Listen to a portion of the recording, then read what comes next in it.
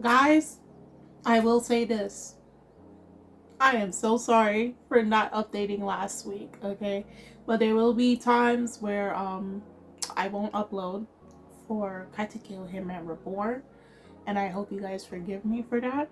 But luckily, we are here. And from last chapter, I can't even say last week because I wasn't here. I didn't do the last chapter.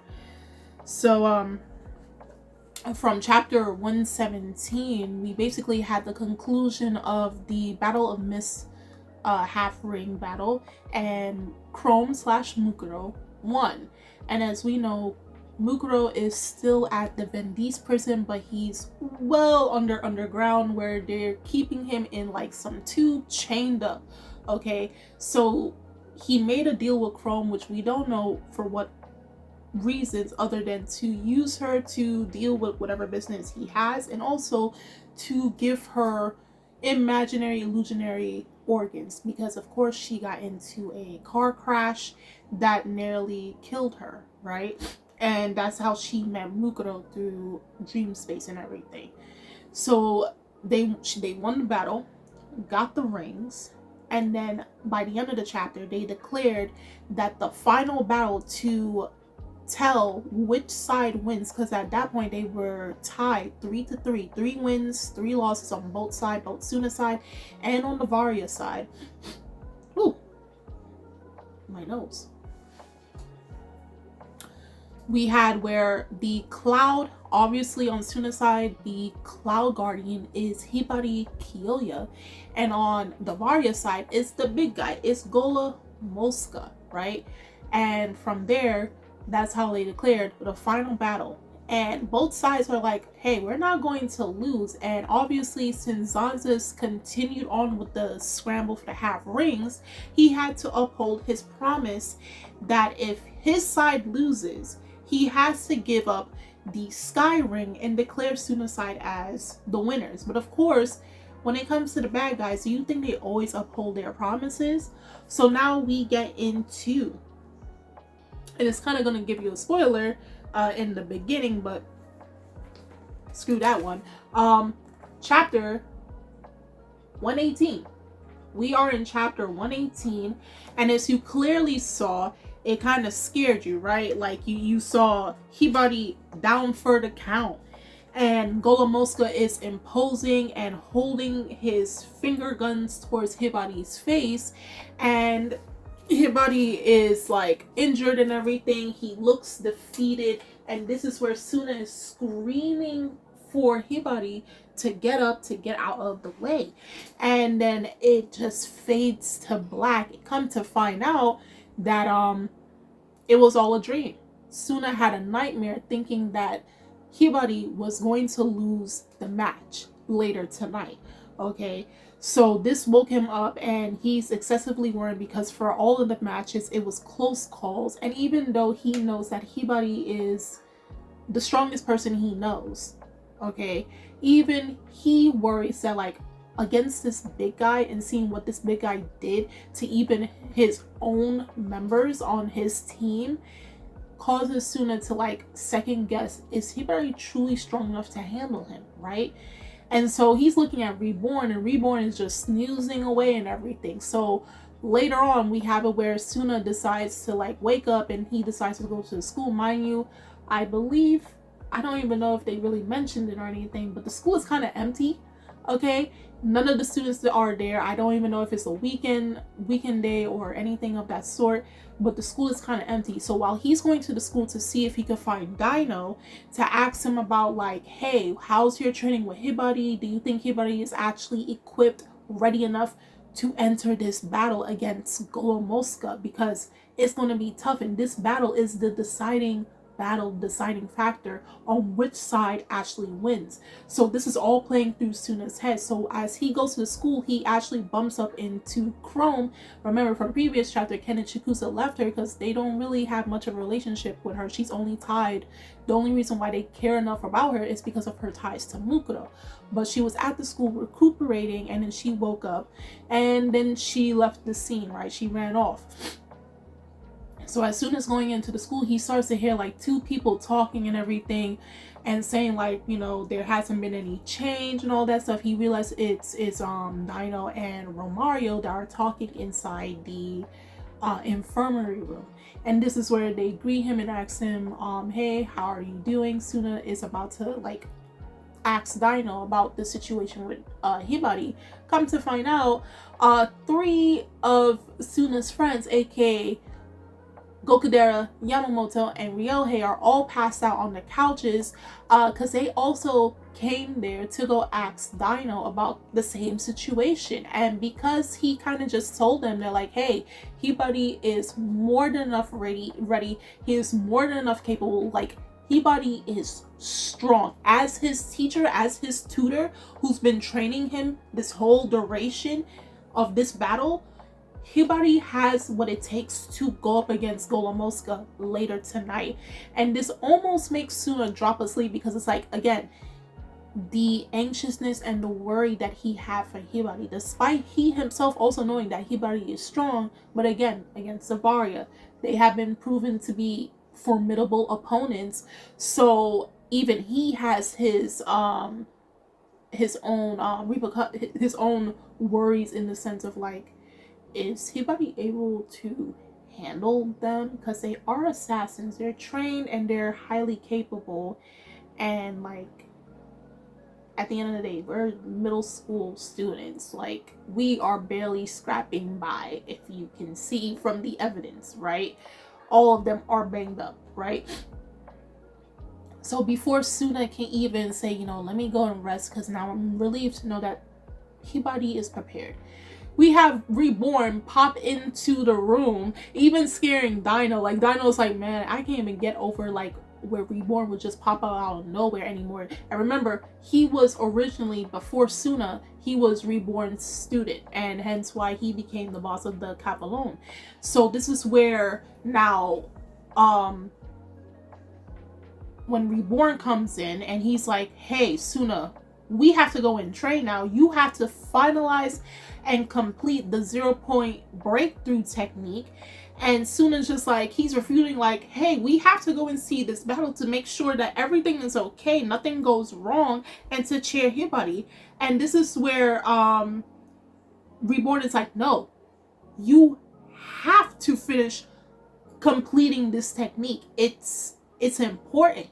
This is a life and death situation, because here's where he brings in the situation. He's like, okay, you go to the battle and you are not prepared yourself by finishing your technique. What happens if something was to take place and you're not prepared? You know, and this causes Suna like, what do you mean a what if? Because remember, this is the final battle, so anything can happen. Whether they win or they lose, anything can pop up. And are you ready for that what if situation, right? Now we get into where they go back to Italy, because the whole situation in Italy, trying to find out what happened to the night boss. Obviously, Imitsu was shot, and they have not told us whether he is alive or he is dead, but he was shot a couple of chapters ago, okay? Now he has his subordinates who are like down in the tunnels of the mansion, trying to get to the upper floors of it. And while they're down there, also with loud merch, they come upon this room, and in the room has a bunch of technology. There's an open casket, not for a funeral, but like it was containing something in there, like, I don't know, like a machine, right? And then while they're searching throughout the place, wondering what this old machinery is, they come to find out that like it's machinery from the old Italian military during the World War, that they used to, you know, fight the other countries during the World War, okay? And that the fact that they had this machinery and couldn't give it or sell it anywhere, they decided to sell it to the black market, and that's when the mafia bought it. But also, because the mafia bought it, it found that the Varia purchased some of this military equipment themselves. And so you're here now and wondering, but why would the Varia need old military Italian military equipment. For what reasons? Like, you have skilled individuals that can take out anyone. Again, top-notch assassins. What do they need this old machinery, old equipment for? Come to find out, while Lao Merch was looking at the equipment, looking like on like a computer file or anything, she sees, and as well as Oregano, she has this book that has a sketch of one of the machinery that the Varian bought, and it's Gola Mosca. It was telling how it was made, what is the components and everything, what certain parts of it works and whatnot, you know, basically the blueprint of how the Gola Mosca was created, meaning that they used the Gola Mosca, or had a blueprint of it, a prototype of it, used during the World War. At least in the Katekyo universe, Gola Mosca was used for war, and then he was sold to the black market, also known as the mafia, was bought by the Varia. And so they cut into the scene to show that Gola Mosca is in the same room with Zanzis and the other Varia members. And so he's asking Gola Mosca, are you excited? And I'm guessing from the panel it's implying that Gola Mosca is ready. Like, Gola Mosca is like, yeah, I'm prepared for this battle. So now, once that happens, it's very funny because it's just like, now they're bringing like real life terms into the series, like real life action history, like the World War, and that the Italian military created or had inventions like a big old robot to fight in the war. And because they couldn't sell off this machinery to anyone, or anyone is not willing to buy it, they sold it on the black market. Like, what the just these little things that add into the lore of Katekyo. It's just like, when you actually reread it, you're like, hold on, wait, what? That actually happened, and I totally forgot about it all these years. So now we have it where now Suna, because remember, Reborn is telling Suna, hey, you have to train because anything can happen. Again, final battle. Whether you win or you lose, you need to be prepared. So you need to finalize this 0-point breakthrough technique by tonight. And as they're training, you know, Suna is obviously distracted because he's worrying himself about, again, the entire fight that's about to take place, and on top of that, it being the final fight, and can Hibari prevail? And he's saying, like, you know, I need to be there to watch what's going to happen. So Reborn is now telling him, you don't have to worry about that, focus on yourself. Gokudera, Yamamoto, and Ryohei are all there to watch the fight, and it'll make sure if nothing bad happens, okay? And remember, Lambo is still injured at this point. Again, he's 5 years old, so he'll take way more damage compared to the others that are older. So this leads to Suna getting quite perplexed and annoyed with Reborn, because it's like, you keep telling me to focus on this technique, to perfect it, to finish it and everything, and like, why are you so serious? Like, how are you so serious right now? We need to be there by Hibari's side, despite, you know, Hibari not liking crowds or anything, but for the peace of mind for Suna, he needs to make sure Hibari is okay.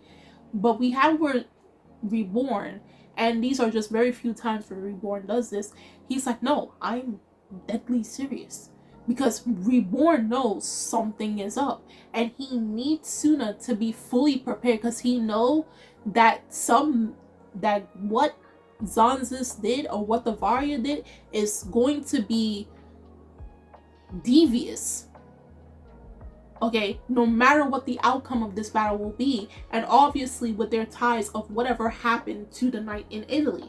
Okay, so he wants to make sure that Suna has all of his arsenal, he has his arsenal ready, he's battle ready, because if anything goes down, at least he can be assured as his teacher that his student wouldn't just die a meaningless, that he can fight back. Okay, so he's like, no, Once you perfect this, then we can go. Once this technique is finished and I see it fit, just like how Dino was training Hibari till he got to the point where he is currently right now, we'll see that in the fight, and he was satisfied with it, Suna cannot leave and go to that battle until Reborn says, yeah, you're ready. Okay, so now we have it where they're at the school. Well, not Suna, but Gokudera, Ryohei, and Yamamoto are there. And Gokudera is trying to, like, you know, take the place for, like, secondary leader and everything because Suna's not there and all that. But everyone is just like, bro, why are you worrying and trying to tell us to cheer up and everything? It's Hibari. We don't got to worry about nothing. Like, this dude got it all in the bag and all of that stuff. So while they're chatting about that, they realize Hibari is coming to the school and he's walking, and then he sees all three of them. Obviously, Hibari, being the person that he is like, you guys are all crowding around the place and I don't need your help. I don't need your chairs. If you guys don't leave within 3 seconds, I'm going to bite all of you to death. Of course, this angers Gokudera and Ryohei, and obviously Yamamoto being the pacifier of all things. He's like, yo, chill. Everybody calm down. We're just here to observe. No worries. Everybody be chill. Rain Guardian doing his job, you know, keeping everything cool and collected as is. And then as they're saying that, as you know, Yamamoto is like trying to defuse the situation from escalating, like your side is trying to fight each other. You know, Gokudera and Ryohei are about to pop off on Hibari. Right behind Hibari, Gola Mosca jumps down into the scene, and then Hibari is smirking. He's like, yes, this pain will not run away from me. He's like, oh, you're my opponent, right? All I have to do is bite you to death, and it ends the chapter from there. So now they both face each other. Obviously, Devaria may be somewhere around about to observe this final battle. Obviously, Suna's friends are already there, and you know, Hibari is raring to go. So all we can hope to say is, if you are new to the series, I'm not going to spoil it for you, but do you think from the beginning of the chapter, the dream that Suna had, despite all the revelations that we know of Hibari's character, knowing how strong he is, do you think that the beginning of the chapter with Suna having that dream of Hibari losing may actually be his reality, or will Hibari triumph and defeat Gola Mosca, leading to the win of Suna's side? But on top of that, do you think something is going to happen, because Reborn is continuously hammering on Suna to complete this technique? Do you think something is going to happen regardless of the situation of the final battle? I would love to read your thoughts down below in the comments section.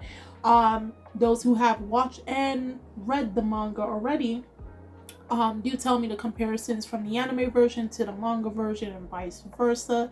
The links are in the description box, so you guys go check that out. And I'm Kimmy of Anime Legends, and I'll see you guys later. Bye.